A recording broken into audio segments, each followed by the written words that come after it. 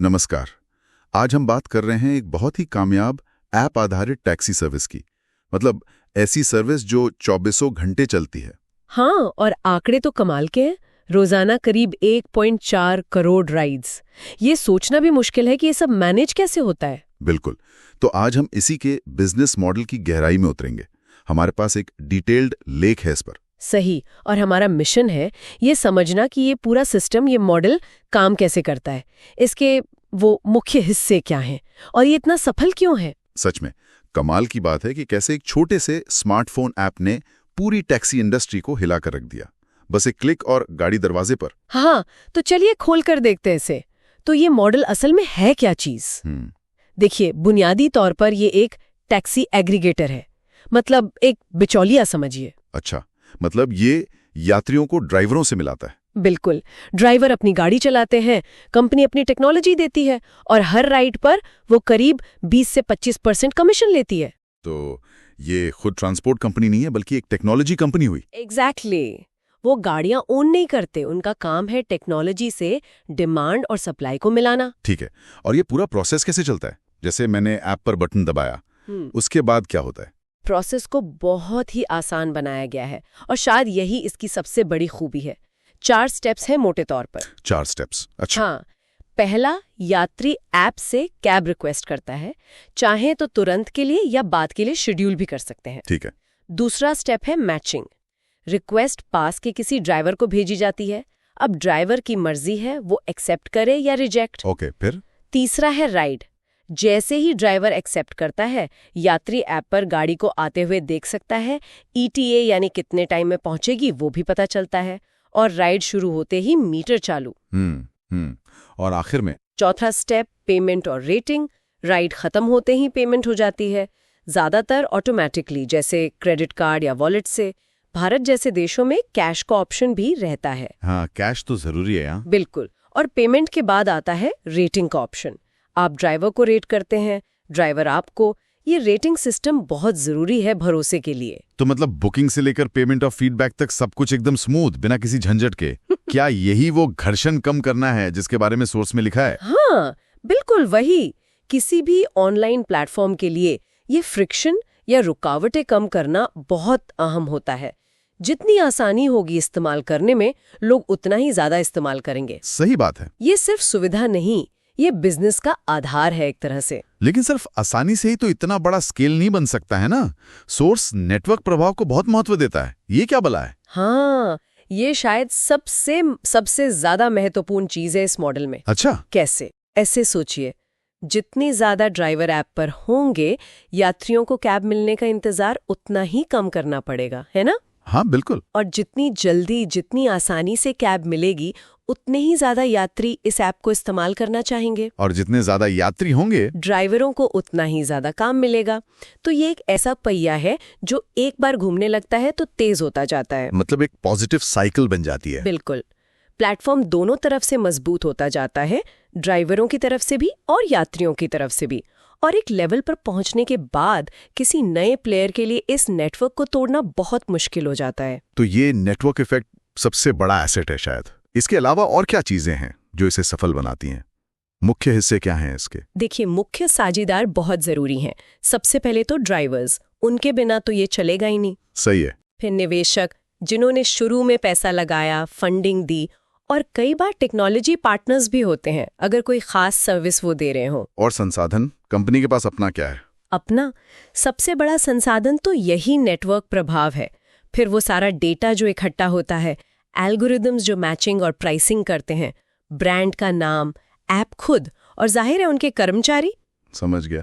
तो ये network, technology, partner, ये सब मिलकर काम करते हैं। अब बात करते हैं वैल्यू की।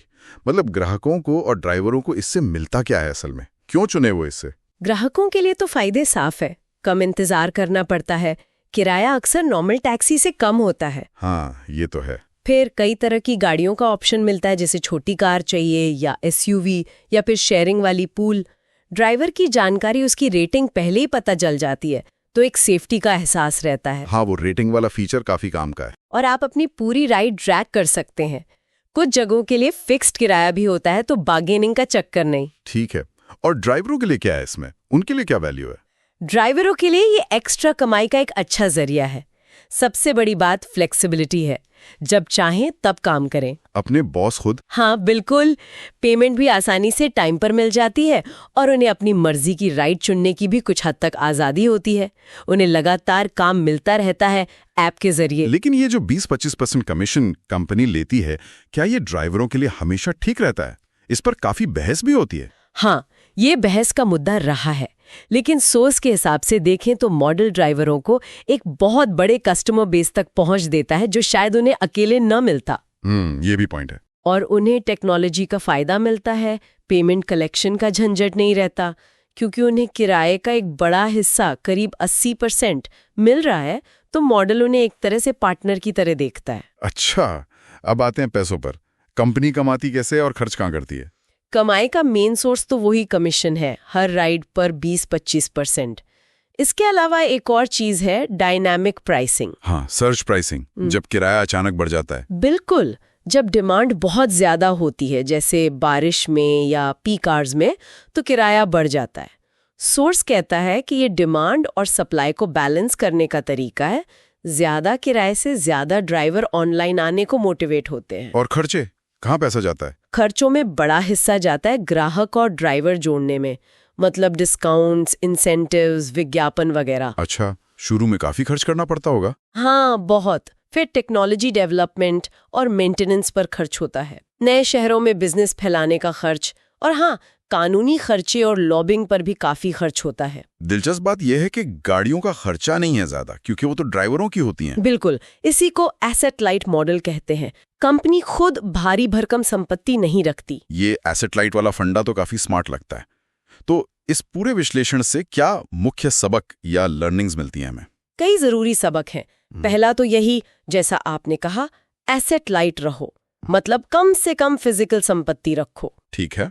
दूसरा, किसी इंडस्ट्री की कोई बड़ी पुरानी समस्या पहचानो और उसे टेक्नोलॉजी से सुलझाओ। यहाँ टैक्सी मिलने की दिक्कत और भरोसे की कमी एक बड़ी समस्या थी, और उसे ऐप से हल कर दिया। हाँ।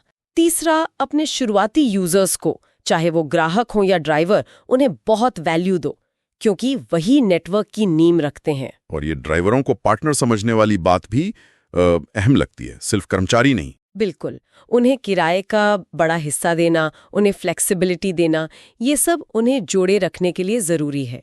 और एक और बात, धीरे धीरे विस्तार करना।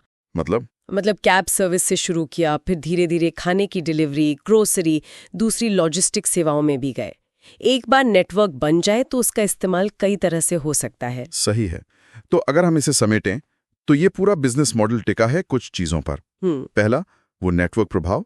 दूसरा, टेक्नोलॉजी का स्मार्ट इस्तेमाल। हाँ। तीसरा, ग्राहक और ड्राइवर दोनों के लिए एक साफ वैल्यू प्रोपोजिशन, मतलब फायदा। हाँ। और चौथा, ये एसेट लाइट अप्रोच। एकदम सही।